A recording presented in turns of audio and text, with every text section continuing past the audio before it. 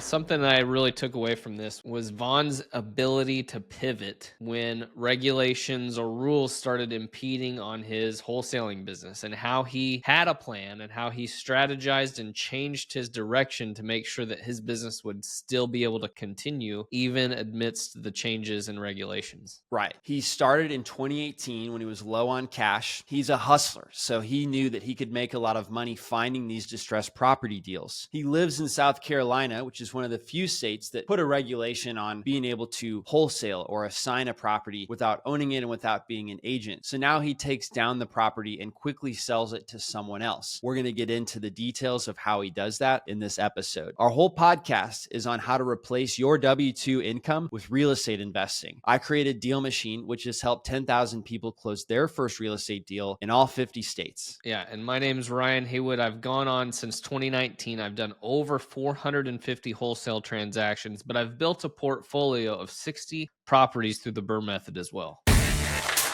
Why don't you tell me about the very first deal that you ever did where you made $30,000? Okay.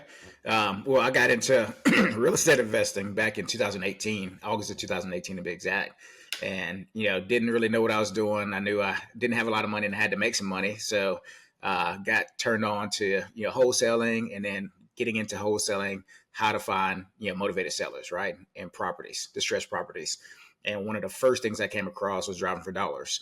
And with driving for dollars, I'm a big technology guy. So I found DealMachine.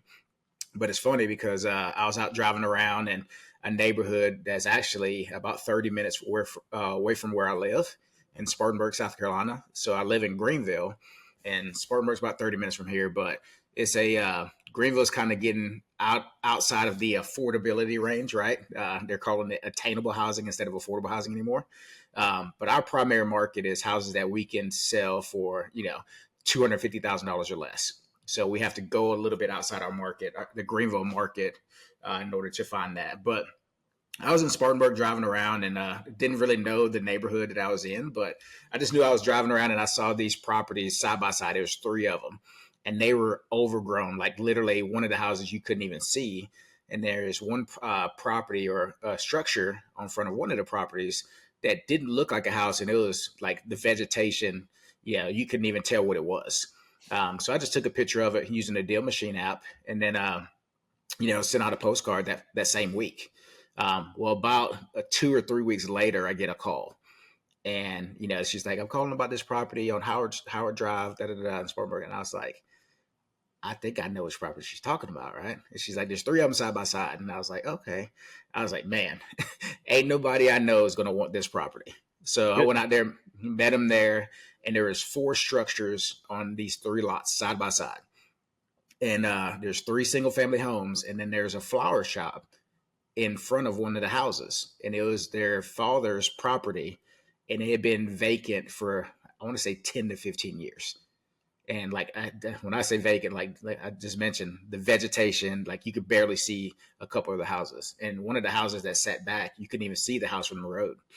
But she took me in, and talk about being scared to walk in a couple houses when you're first getting started. These are ones that hey, I don't know if I want to go in this, but it was an elderly lady, and if she's willing to go in, I'm willing to go in as well. So I just checked out the properties, and I was like, listen, this is going to be hard to move. Like, I don't even know if this is something I'm interested in. If I have to buy it, I'm probably going to be around about $35,000 to $40,000. Right. And, after talking a little bit, she had some siblings involved and her husband. She goes, well, let me talk to my family. And the next day she called me and she goes, well, I think we can consider 40. Right. So I was like, okay, well, I talked to her a little bit more, kind of get a little more in depth about her situation, what was going on. And I said, well, do you mind if I bring one of my partners out to come look at the property as well? And I had 2 partners at the time that I started the company with, who I've since bought out back in 2019, a long time ago. But so we went back out, looked at the property, and my partner at the time had been doing it a little bit longer than I had been doing it. Right. So she's like, I don't know if we can even pay 40 for this. So after some negotiations and whatnot, we got her down to 30. Right. Wow. So I was like, and I was still skeptical if we were going to be able to sell the property for 30, which is crazy right now, now that I've been in it for 6 years. But I was like, okay, 30, we got a good deal here, maybe. Uh, well, within a week, we found a buyer for 60 for the entire property, right? All three lots, all four structures. And in less than 30 days, we closed our first wholesale deal and literally walked away with a check for 30 grand.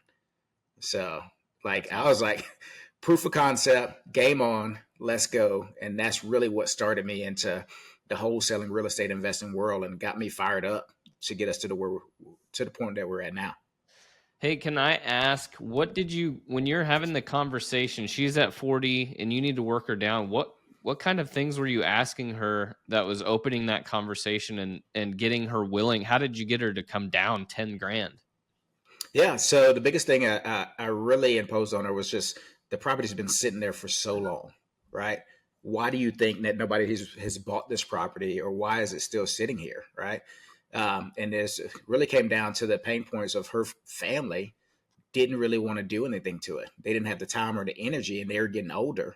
And then I just, with bringing that second voice, my partner in, and I said, I realized that we talked about 35 to 40 before, but the reason I wanted to bring my partner out here is that she's been doing it for a little bit longer than I have, and she has a little bit more experience. And so to be able to tell her, kind of bring that authoritative voice in to say, hey, I don't think we'll be able to get 35 or 40 for it. Yeah. So it's just sitting there having just a radically honest conversation with her. Right. It wasn't no sales tactics or anything like that. And just, here's where I am. Here's where I think, we need to be. And, the reality is it's been sitting here, like literally in one of the houses we walked in and there is a hole in the roof that went all the way down to the crawl space, about the size of a VW bug. Right. So, just to be able to point out things like that and like, hey, these look like tear downs. Like really what we're buying is the land. Hey, so back in 2018, why did you decide that wholesaling was the right thing for you compared to any other type of business you could have started? I always wanted to be involved in real estate, right? And I'm a hustler, and I've always saw the potential income opportunity of real estate and what it could provide. I come from 15 years in the fitness industry. I own my own personal training and sports performance company in the fitness industry. And we did very well, but the money that you can make in real estate with less time, right? So physical time, I was waking up at 4:45 every morning, working until 8:30 at night, and just to build up, some income. It's like respectable income. So I just kind of had this real estate bug. But when I decided to get into the real estate game, I didn't have any money, right? And I didn't have a ton of money to go just drop, 50, 100, $200,000 on investing in a property. Mm-hmm. And so I had to figure out a way to, and like I always do, same thing from the fitness business. How do I make money with no money? Right. And that's just the hustle. It's the grind. Right. And I, fortunately enough, being a business owner for 15 years prior, I learned it was all about working smarter and not harder. Right. So how could I do that? You still want to put some hours in, especially when you're starting out, but be smart about it. Yeah. And I'm a marketer. So, just the idea of driving for dollars, going out on the hunt, but also trying to get something in those the potential sellers' hands to make them respond was extremely important for me. Why did you pick driving for dollars instead of other strategies for finding motivated sellers? Because I like to put my eyes on it, right? So one of the things that I know from a marketing standpoint, if I'm driving around looking at properties, and I'm like, man, that property looks rough, right? And then getting to understand that, you got owner occupants and then absentee owners. A lot of these properties are tired landlords or absentee owners that haven't seen the property in a long time. So if I could take a picture of that property and put that picture in their hand, right? And they're like, hey, the postcard says, is this your property? I want to buy it. The first thing I want them to see is like, no, that's not my, oh crap, that is my property. It's in rough shape, right? And so I want to elicit a response from them. And typically that response is, hey, I either got to go clean up the property. Hey, I got to go get onto the tenant and have them clean up the property. Or, hey, I'm tired of dealing with this and I don't want to put any more time and effort into it. So let me call this guy on the postcard and see what he's going to offer. And how many properties would you say that you had added to your list of distressed properties before she called you back about those 4 properties on 3 lots? Dude, at that point in time, it might have been 100. Like, might have Okay. been 100. Wow. All Right. right. So that's really, really good. Sometimes it takes more than that. How many now that you're, what, 6 years in? Yeah. How many properties now on average do you have to contact in order to get one deal like that? To contact, like, so right now we have a driver that adds about 2,000 properties per month to our database. And so we're sending those out. We're probably getting 25, 30 leads. Yeah, a month From from that. 2000. Yeah. Okay. And then how Uh, many of the leads would turn into like a deal that you would close? 4 to 6. Okay. So it's safe to say that if somebody is like looking for, it takes you about like 500 distressed properties to find a deal. It could be fair to say, right? Yeah, I would say that's fair. And we could be a lot better in our follow up game, right? Okay. So I think we Yeah. can easily, we're getting enough to fill the pipeline of what we want Yeah. right now, of where we want to be. But yeah, if we want to dial into, and it's changed a little bit for us, right? This year, because the whole ruling in South Carolina where wholesaling is now illegal, right? So Mm. we're taking down everything. So that has significantly changed like our conversion and how aggressively we go after the follow up, right? Yes. So So glad you brought that up. We had interviewed somebody about South Carolina on episode 176, actually. okay, Um, and so I'm curious, you as well, how are you getting around the wholesaling regulation? It sounds like normally you were making an assignment fee, but now yeah. you're actually kind of double closing. Is that Well, it's accurate? interesting because about a year or two ago, we really made a pivot to basically buying everything that we get on the contract, right? So because of our pathway to home ownership program and our purpose, cause, and passion of putting homeowners in homes, right, giving them that pathway to home ownership, um, we were starting to close on properties before they changed the wholesaling regulations. So it didn't really impact us a lot. I guess the impact that it's had is that we don't have to worry about getting as many properties under contract anymore, right? So we have the capacity to do about 4 to 6 a month, which is right in our wheelhouse where I want to keep it right now. So it's not as much of like, hey, I need somebody. I don't have as many acquisition specialists now, if that makes sense, because it's not like, hey, let's do 8 to 10 a month, 12 to 15 a month, and just turn them. It's like, all right, let's do 4 to 6 a month, make bigger spreads, create passive cash flow and equity Right. through these notes. Right. So yeah, it's significantly changed in 2024 than it was in 2023. We average 800 or 80 to 100 deals a year, and this year we've done a little over 40 because Okay. of that difference. So Yeah, so you've switched up.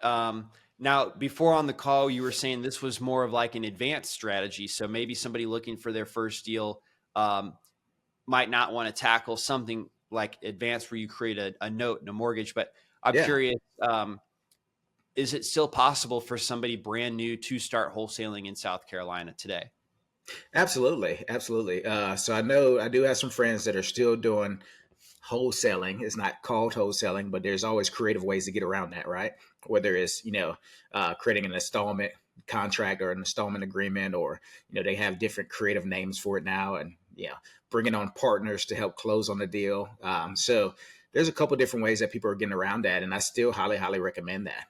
Our focus has just changed as we've gotten further into the real estate investing game.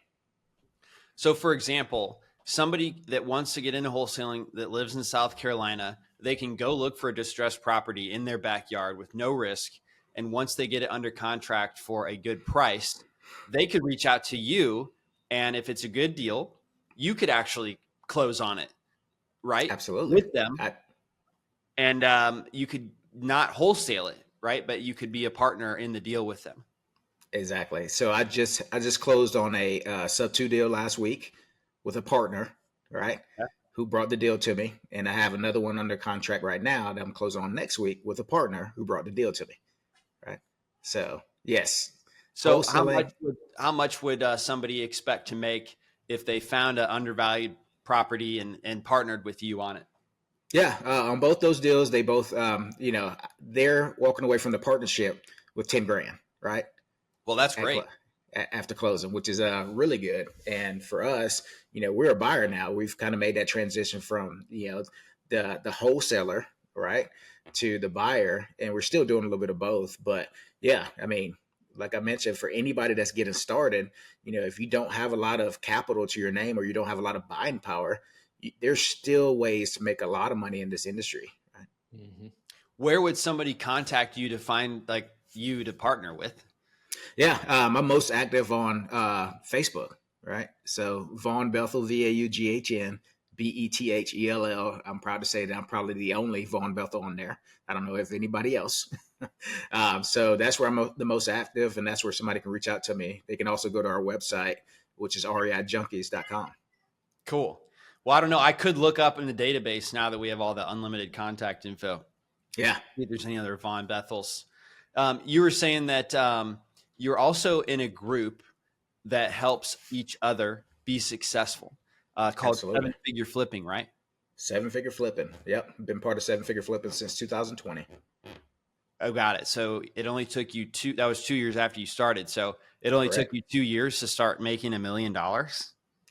Well, yeah, 7-Figure Flipping, the coaching program, is to show you the possibilities and the pathway to get to a 7-figure company, right? So I joined 7-Figure in 2020, and we finished 2020 doing about $300,000 in revenue. But Oh, wow. in 2021, I was actually invited to speak at their annual event, which is in October of 2021. And I walked across the stage to collect my 7-Figure award, and we finished that year with $1.3 million in revenue. Wow, So that's amazing. Great. it doesn't, I mean, if you can do that in a short period of time, right, as long as you get everything dialed in and get that focus, right? So focus that I always use with our students that I coach is follow one course until successful. And starting out in 2018, I knew that one course was getting really good at finding off-market properties, figuring out who the owner of the property is, getting in touch with the owner or the seller, and then negotiating the property and getting it under contract for the best possible cash price, right? Yeah. And Wow. that will always provide other opportunities moving forward. Would you mind breaking down that $1.3 million a year for us? Yeah. Like how many deals, what types of deals, maybe who was on your team doing what? That would be really interesting. So at that point, I grew my team from just myself. And remember, like I said, in August of 2018, I had 2 partners that I started the company with, and I bought them out. As of January 2020, it was my first year at the helm by myself, right? And I quickly after that hired an executive assistant. So I always recommend to people that their first hire should be somebody that can come in and take all the tedious work off of you to free you up to do what you do best. But then also towards I think it was the spring of that year. No, not spring, because that's when I hired my executive assistant because we got hit with the stay-at-home order for COVID. But towards the end of that year is when I really started. I brought in an acquisitions manager, a dispositions manager, and an office manager, and we just went at it, right? So I think we did 84 wholesale deals in 2021. So we went from 33. I think we finished 2020 with 33 deals for right at about 300,000, and we did 84 deals in 2021 for 1.3 million. Wow. Okay, so it took 84 deals, and you Yep. had first hired an assistant, which is very smart. Yeah. So you either had a previous business experience from your fitness industry, or Yep. you had a good mentor that told you that. Yep. So fortunate enough, a lot of the success I've had in the last 6 years was because I had previous business experience, right? Mhm. So, and that's where I see a lot of people that come in this industry, especially as a wholesaler or aspiring real estate investor, is they don't have the business acumen to understand that. Like, I look at business as like the 80-20 principle of business, right? So 80% of business is systems, tools, processes, and people. And then the other 20% is subject matter. Fortunately enough, I had some good time spent in building the 80% or learning the 80%. And I just had to come in and learn the subject matter. And I had the experience of creating that structure around the 80. Got it. So, Man, that's really cool stuff. I'd love to double tap into that. So just to make sure I and everyone listening understands what you're saying when you say that, because I see so many people who want to scale. They'll read the book Traction, when they've only done 10 deals. And then they'll just start outsourcing the actual acquisitions process, or they'll start outsourcing the dispositions process. And those are very strategic, highly skilled positions. And a lot of people don't like doing them, but it's really hard to replace that task well with somebody, especially when you barely have enough money to cover your own income. So they ended up, only paying commission only on those positions too. So you end up training somebody who doesn't work out and can't do it as well as you at all, when really it would have been better to offload the very basic stuff, like the tedious stuff, which is what you mentioned, like getting in front of emails, opening your mail, etc. It almost seems like that is below somebody to make that their only job, but then the entrepreneur ends up doing it. So it's like, that doesn't make sense, because you can't elevate if you're doing the stuff you think is below someone else. Exactly. So like when you're hiring somebody, like that's why I always say the first hire is an executive assistant, right? Like, what do you pay somebody to open your mail, right? What would you pay somebody to check your email inbox? Those are low dollar per hour tasks, right? But acquisitions, that's probably the highest dollar per hour task that you could have in your company. So why would you offload that, or, sub it out to somebody that's going to come in and doesn't have the same drive and determination and skin in the game that you have, right? Correct. So right. And Ryan's version of this was very smart too. He just talked about it on a recent episode where I think his first hire was the transaction coordinator. Yeah, same thing, right?